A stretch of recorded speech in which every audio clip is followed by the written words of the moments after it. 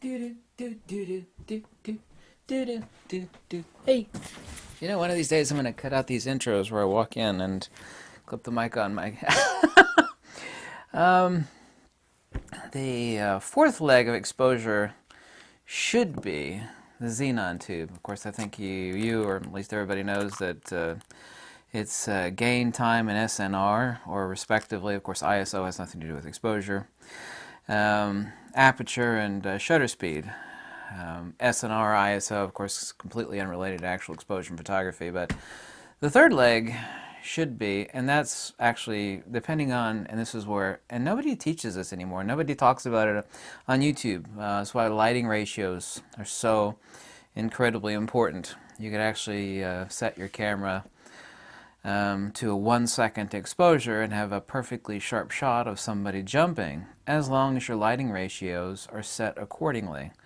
Your actual shutter speed, of course, then becomes the flash duration. And of course, there's so many thousands of things you could do. Anyway, I'll get down to the nitty-gritty without bloviating anymore, because everybody says, you talk too much. You could have said that in 3 minutes, but you took 5 or 10 or possibly more. So sorry. This isn't my favorite one because I'm actually not a hardcore fan. However, it's an awesome unit. This is the V1 Godox. It has a rechargeable lithium pack. And of course, there's the 860 Godox, which is also another rechargeable lithium. There's upsides and downsides to that. There's faster recycle time to the capacitor that actually feeds the xenon tube. People don't realize that you could have all the batteries in the world. And I got a bag of batteries over here. These are the best you could use for your speed light. These are 2640 milliamp in-a-loop batteries. You can get these on eBay or Amazon, but everything is about recharge time to the capacitor. For photojournalism and for wedding photography, you have to have a power pack. And of course, Godox actually makes a PB960 power pack, and I'm going to grab a super expensive one over here, which none of you are going to buy. It's a quantum pack. It's basically the same thing, except made a lot better. It's radically more expensive. How much more expensive? About 7 times as much. Essentially 7 times as much. But there's really only 4 things I could recommend in lighting, and that of course depends on what you want to do. My favorite actually is the 685 Godox, and that runs off of 4 AA batteries. That's obviously not going to give you fast recycle time for, neither will this pack, it'll be a lot faster. But off those 4 AA batteries, it's not going to give you fast recycle time for action. For photojournalism, for a lot of different stuff, specifically wedding receptions. All the batteries in the world, like I said, aren't going to cut it. This is why you have to have a power pack. And Godox makes one. It basically looks like this. Mine is actually sitting right over there. For ultra-fast recycle times to the capacitor, you still need the batteries inside. There's a cable that attaches from the power pack to the front of the Godox unit, not this particular one. But like the 685, that one's $110. I've got 5 of them. Everybody should have a Godox at least. If you want one with a rechargeable lithium pack, the downside to a lithium pack is that you have to buy a bunch of damn lithium packs. AA batteries, of course I could recharge these the same as these rechargeable in-a-loop batteries, but I can pack a whole lot of them. And these are basically like $50 a pop, and for $50 I can have a ton of these. Regardless of whether it's this or these batteries, it still need ultra-fast recycle time, and that's why I prefer, and it's cheaper, the Godox 685. People say, why do you recommend the 685 when I could buy the Godox 860 with a rechargeable lithium pack? It's like, well, yes, it's faster recycle time, but you still have to buy a bunch of these, and it still cannot make up for what a power pack does and is necessary for a lot of different things. For events, people are going to look at you like you're a doofus. You could have the best camera and lens in the world and, 4 or 5 speed lights, but if you're like, hold on a second, I'm waiting for my flash to recharge, you look like an idiot. This is why having a power pack is so important, and this Godox 685 is my top recommendation. And it's also the cheapest at $110. Also, too, is an X-Pro trigger. For $170, you could get an X-Pro trigger and a Godox 685. The one thing that everybody should have, you should have actually for any event or wedding, 2 Godox 685s at minimum, and an X-Pro trigger, preferably like 2 triggers because stuff certainly does fail, and redundancy is God. That's the first tier of flash photography. The second tier, and man, I've tried so many. I guarantee you, I know for a fact, I've tried more flash systems than anybody else on YouTube talking about flash photography. I have. I'm trying to think in my head if there's anybody that has tried as many, or people that talk about flash photography as much as I do. Maybe I talk too much, right? The answer is no. The intermediate tier for that will be after, and at 200 watt seconds of power. I found nothing. Remember the old Goldilocks scenario?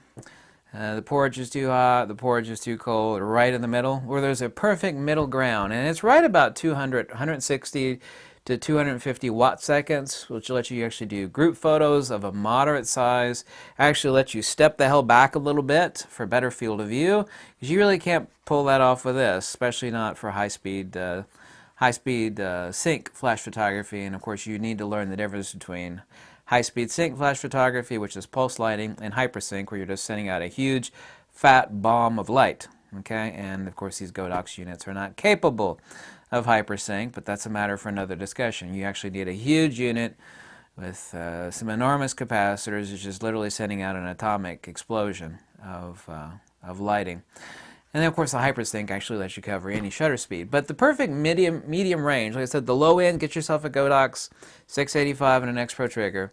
Or if you want an X860, that's fine. It's personal preference.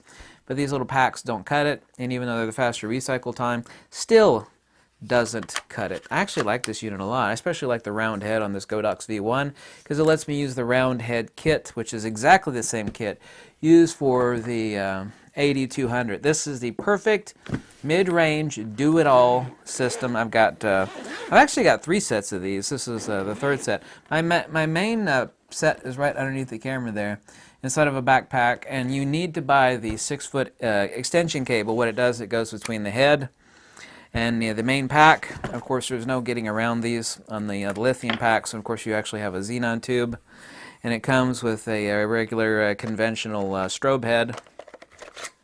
Here we go, pop it in. This is your regular xenon head. But the 6-foot extension cable lets you actually get an extension between your head and the 8200. This is the 8200 Pro. There's no real differences except for slight correction in color consistency, and they recessed the controls on this as a final polishing nuance.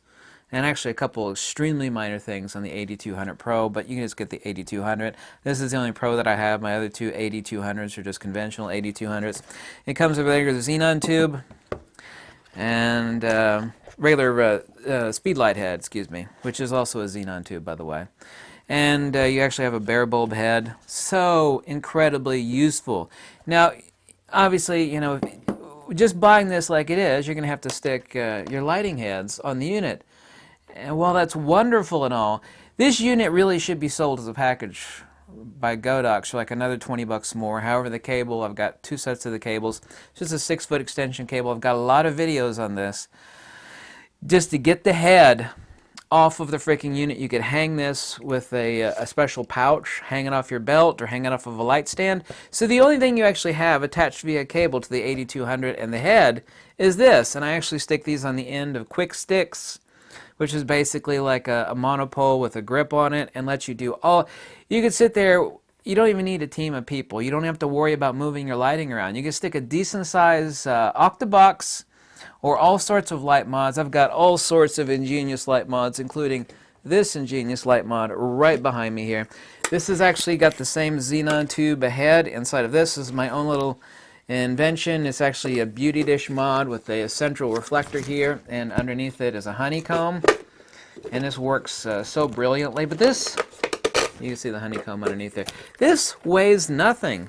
This literally weighs nothing. I stick this on the end of a quick stick, and you can actually put your light mod wherever you want. I've seen nothing. There is nothing out there in the lighting universe. And kudos to Godox. Yeah, I know. I'm setting my lighting back here, putting on the stand. I've never seen anything from anybody that comes anywhere near as close as the versatility. This is, I'm trying to think of, this is the Swiss Army knife of lighting tools. Ingenious, so useful. You could set these remotely. You could have one as your kicker light, another one as a hair light, another one as a main light. Not that you need that many. 2 lights is more than enough. And like I said, redundancy is God. Set these wherever you want, radio control from the same freaking X Pro trigger that you bought with your Godox 685 or your 860, or in this case the V1, which I actually like this a lot, but like I said, lithium packs, bit of a problem. You will on these, however, need to buy some redundant lithium packs that actually feed the 8200. No big deal, they're not that expensive, but the 8200s are absolutely incredible. I think actually everybody, and I never say stuff like this. You know, I talk about gear a lot. Everyone says, well, what about this? What about that? I never, ever say stuff like this. It is extremely rare out of 6,000 videos for me to say something. Buy yourself a damn 8200. Period. So incredibly useful. Like I said, this is the bare bulb head for the 8200. There we go. You just pop it in there. I think I got like 6 of these. You lock it in place. Make sure you wipe your fingerprints off. The oils on your fingerprints will cause degradation.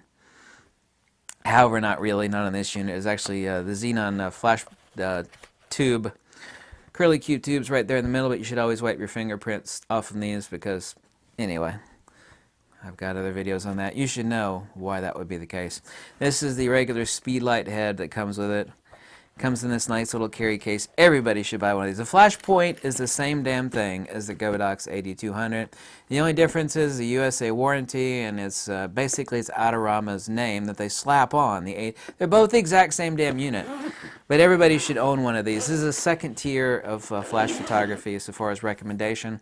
Next tier, and by the way, they're fully in Europe now, is Pulse Buff. Like I have a Digibee. How many have I got? Like 9 Pulse Buff units. This is the Digibee 400. This one's actually low power. I'd actually recommend getting the Digibee 800 if you want the single. And of course, one studio strobe doesn't cut it, not for large group shots, and quite a few other things. However, you can get a long throw reflector. Anyway, I digress. At 640 watt seconds, I got one behind me and 4 of them in the back room there. Nothing beats the Einstein unit. I wish they would have called it the Tesla, but whatever. It's not my company. It's the Einstein 640. Extremely tight color control, radio control, wireless controls with the Cyber Commander. Absolutely an unbelievable unit. You could do absolutely everything with it. And on the low end, people are always looking for absolute power on a studio strobe. But what's actually important on a professional studio strobe is that you're able to dial it way the hell down. And of course, if you dial it down too far, then you can just grab yourself a freaking speed light. You don't need a studio strobe for that, but you can't stick the really interesting large softboxes, large octaboxes on a speed light. But if you really want to crank it down and use that as a third, a primary, tertiary layer of light, like a hair light, whatnot, being able to crank down a professional studio strobe is actually incredibly important. That's the Pulse Buff Einstein with 640 watt seconds. Behind me, if you want something cheaper than that, but gives you basically 90% as much control and usability, that would be a Digibee, and it also has an extremely powerful LED light. However, the fan going is kind of noisy, so even though it puts out enormous LED light, it would be too noisy for video due to the fan that's inside it to actually keep the unit cool. But those are really the 3 layers of, 3 levels, not excuse me, well, they're kind of layers, the 3 levels of recommended lighting that there's just no chance in hell that you're going to be happy with those recommendations. So first strata, be a 685 Godox or even an 860, whatever the hell you want. I told you the reasons why I'd rather prefer a 685, and I got a lot of those. And an X Pro trigger. The same X Pro trigger controls the secondary strata of lighting, which would be an 8200 at 200 watt seconds of output. Gives you a lot more versatility, a lot more elbow room for fields of view, controllability, and make sure when you get an 8200 you damn well do buy the 6-foot extension cable that gets the head off of the main body. That is so insanely useful. You you go somewhere on location and you need to stick a studio strobe on a light stand, and then of course if it blows over, it'll either kill somebody, they're going to sue you, or it's going to fall over and destroy the studio. Yeah, well, you use the actual 8200 as its own weight. You're literally hanging it off of a tripod or a light stand. You're using this as its own weight. And the head, which doesn't weigh anything, is up there attached to whatever light mod you want, pointed however the hell you want. unbelievable, ingenious invention. Really the best thing since sliced bread as far as photographic lighting goes. So anyway, those are my recommendations, and they are the best recommendations. There's not a chance, and for the money too, really, really good. I think an Einstein 640 now is currently like $550. I haven't bought one in a long time. I mean, hell, I got 5 of them. Don't need another one. All anybody really needs is 2 of them at most, but that's a long story why the hell I got 5 of those. No, I didn't get any of them for free. So anyway, thank you so much for watching. Let me know if you have any Speedlight Studio Strobe questions. Lighting is insanely important. It's actually really, I mean, other than composition, obviously, and several other things, the most important part of photography. You can sit there and ooh and ah over your cameras this holiday season, but you really should be like having hot dreams about lighting instead of the next hot camera that comes along. You can do a lot more with a crappy old camera and lighting than you can with a super awesome new modern super fast camera. Lighting is all important. Last I recall, photography meant writing with light, fotografia, so yeah, I probably got something there. Nobody talks about lighting because that's not sexy. I want to talk about the latest, greatest camera. Well, that's wonderful, but let's talk about lighting instead. Thank you. Goodbye. Happy holidays!